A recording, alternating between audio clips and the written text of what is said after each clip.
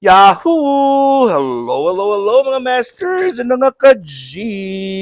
Good morning, good morning, good morning, good morning po sa inyong lahat dyan sa Pilipinas at sa buong Asian countries at kung saan man kayong lupalop ng ating bansa at ating mundo, ay hayaan nyo muna kami ni G at of course Daddy Master Worm na batiin po kayo ng good morning, good noon, good afternoon, good evening at good night na po sa mga handa na pong matulog. At alam ko naman po, mahaba-haba yung araw nyo, kaya you deserve a break, you deserve a good rest. At sa mga may time pa po, ay hihingin ko muna ang inyong 12 minutes para sa ating G and Daddy Health and Lifestyle Tips. So araw ng Lunes po ngayon at ako po ay personal na magpapasalamat po sa inyong lahat sa kakatapos ng nating Premier Marathon kagabi, kahapon, buong hapon hanggang gabi, Philippine time from 11 o'clock to 4 o'clock. Ako po yung nag-host. And of course, followed by Yams OFW Vlogs, Bombs 2.0, and Merle Stani Vlogs. So ako po ay nagpapasalamat din sa lahat na nag-premiere dito po sa Bahay Kulitan at sa mga lahat naman nag-join. Hindi lang po nag-premiere, kundi hindi naging successful po ang Premiere Marathon pag wala pong audience. So sa lahat po na nanood at nakipagdutdutan, sa mga bagong dikit po sa lahat ng mga members at sa mga bagong dikit din po sa mga guests din. Kasi may mga guests tayo na hindi naman members. Siyempre nakipagdikitan din po sila. At maraming salamat po sa inyong trust, sa inyong love and support sa ating Bahay Kulitan. At siyempre maraming salamat sa Team Puyaters, sa Team One Love, sa D Puyaters, of course sa Team Gapangan, sa Team Positive, sa Team Love and Care, sa Team Kalingap, of course, maraming salamat. At sa iba't ibang mga teams, Team Lintec, at sa iba't ibang mga teams na kasama natin sa ating pakikipaglakbay at pakikipaglaban sa YT World. So for today's lecture po, ay i-introduce ko po sa inyo ang tinatawag na meridian clock.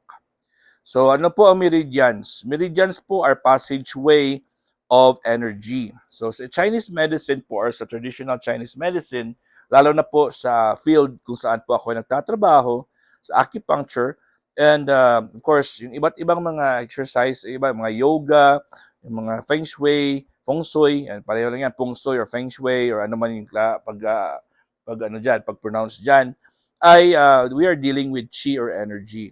So sa acupuncture naman, there's passageway of chi or energy sa buong katawan natin. They're called meridians. So may mga specific organs po yan, channels of energy, passageway, doon pumupunta, doon dumadaan yung mga energy, papunta sa organ na involved. So meron tayong different kinds of organs, meron tayong iba't ibang mga organs. So siyempre, ano tayo sa meridians muna, the meridian system. So it is a key concept of traditional Chinese medicine. Ito po yung mga meridians. So, ayan, mga meridians po yan. Basahin ko lang para hindi tayo ma-confuse. So, but ancient understandings of the energetic body are shared by any countries in Southeast Asia. So usually sa Southeast Asia po ito very popular. Okay? So it is believed that energy, also called the life force, or prana or chi, flows throughout the body in the same way that blood does. So, ito po ay nagbibilib po ang Chinese medicine or ang Southeast Asian medicine or shall we say Eastern medicine ng ang flow of energy sa buong katawan natin. Pareho din po yan sa dugo na nagdadaloy sa ating buong katawan. The goal of Eastern medicine, when this energy becomes blocked or disproportionate, adverse symptoms and diseases may occur. So ito po, pareho din sa ating ugat at sa mga dugo natin, pag may blockage, ay mayroong problema. So ito po ang ating topic. Okay? So the goal of Eastern medicine is to optimize the circulation and balance the qi throughout methods of energy healing such as qigong. So sino ba sa inyo dyan ang familiar sa qigong? Yung parang nag-concentrate sila at yung mga ganun-ganun sila, iniipon nila yung mga energy nila pamamagitan ng mga swift movements. Yung parang qigong. So itong spelling ng qigong, ayan po ang qigong. Qigong or Qigong. Okay? So, these practices are believed to prevent and cure diseases, regulate metabolism, and support cellular health. So, yung sa pamamagitan po ng pag-regulate or pag-prevent po ng blockages sa ating meridians or sa ating Qi channels, ay mape-prevent po yung halos lahat ng sakit. Qi refers to the natural and essential energy of livelihood. So, energy po ng katawan natin habang ikay buhay, tawag po dyan is Qi or Qi. This energy flows throughout multiple pathways of the body called meridians. So, doon na tayo pupunta sa meridians. Yun yung passageway kung saan po dumadaan. Okay? Good health depends on the circulation and balance of energy throughout the entire meridian system. So, meron tayong 12 major meridian system. 12 po sila, 12. Ito po ang una. Lung, large intestines, stomach, spleen, pericardium, triple warmer, gallbladder, liver, heart, small intestines, bladder, and kidney. So yun po ang 12 major meridians. Again, lung, large intestines, stomach, spleen, pericardium, triple warmer, gallbladder, liver, heart, small intestines, bladder, and kidney. So, ayun po. So, bakit natin dinidiscuss yan ngayon? Ito po yung itsura ng ating meridians. Pag gusto niyo pong pag-aralan natin yan. Kasi maganda yan po. Maganda po yan. Malaman natin kung paano po ang mga meridians. Ito pong itsura ng passageway niya. Iba't ibang kulay po yan. Iba't ibang meridians po yan.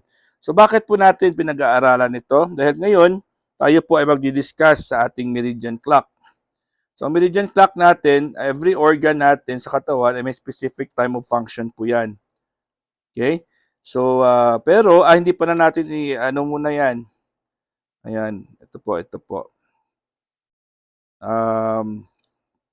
Okay. So, ito po ang ating tinatawag na meridian clock, which is i-discuss po natin sa furthermore sa ating mga lectures this week. Kasi Lunes ngayon, kailangan bagong topic natin. Okay? Kailangan bago ang topic natin. So, ito yung ating meridian clock. Okay, so every organ has a specific time of function or the peak of their function. So, kailangan po nating i-familiarize. Okay?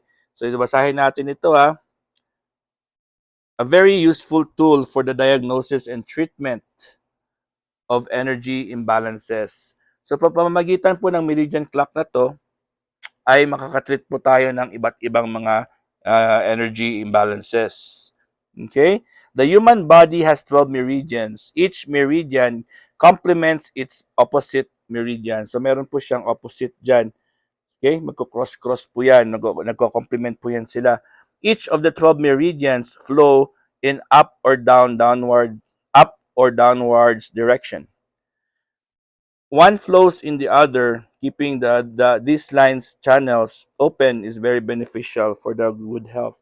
So nag-aano po sila, nagtutulong-tulungan po yung mga meridians na yan.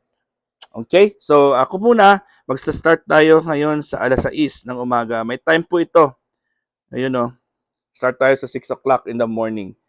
Anong meridian po ang very active? That's the large intestine. So wake up. Dapat 6 o'clock, gising na po tayo. And then, it releases bowel. Okay? Release bowels pala.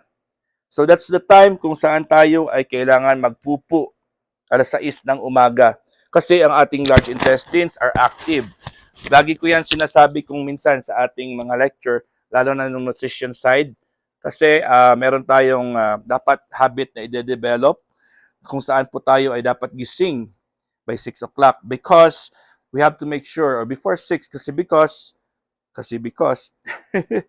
sa paggising natin sa umaga, alas 6 na kailangan ay na-empty na natin yung ating bowels, or empty your bowel, or move your bowel. Diba sa English, can I move my bowel? Or how many times do you move your bowel? It means, ang bowel po, yan po yung ating, sa large part ng large intestines natin yan, kung saan po ay doon nakaimbak yung ating dumi.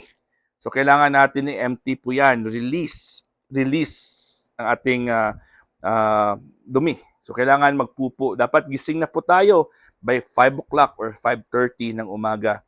para by 6 o'clock po, ngayon, oras na to, kung saan po kayo ay nakikinig sa akin, dapat po sana ay nakaupo na kayo sa mga trono nyo pag nasa Pilipinas kayo.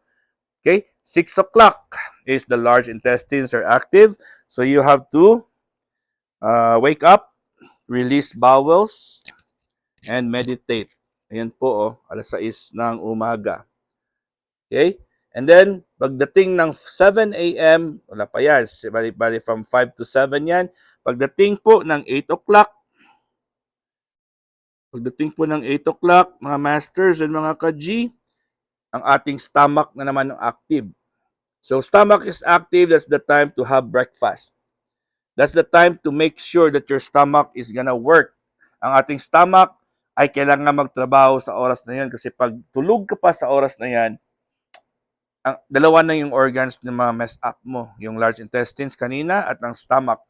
Dalawang organs na kailangan patrabahuin na yun sila. It's breakfast and good concentration. It's time to walk. So dalawa na yung organs, meridians na ating na-discuss. So for now, hindi ko na muna tatapusin. Bukas na naman. So just make sure, mga masters and mga ka-G, the best thing to do is pag-aralan. Makinig po kayo sa ating mga lectures. Marami po kayong matututunan. So about ngayon is about energy na naman po tayo ngayon, about meridians. So I hope na ma-share niyo po yung ating lecture, ma-share niyo po ang ating mga contents dahil po maraming tayo matutulungan. Lalo na sa mga kaibigan natin o sa pamilya nating may sakit, kailangan nating magtulong-tulungan in a natural way. Spread the good news, help one another, and kung meron kayong mga request, sabihin nyo lang ako kung anong pwede natin i-lecture. Again, this is your one and only Master Wormage. God is great. Yahoo!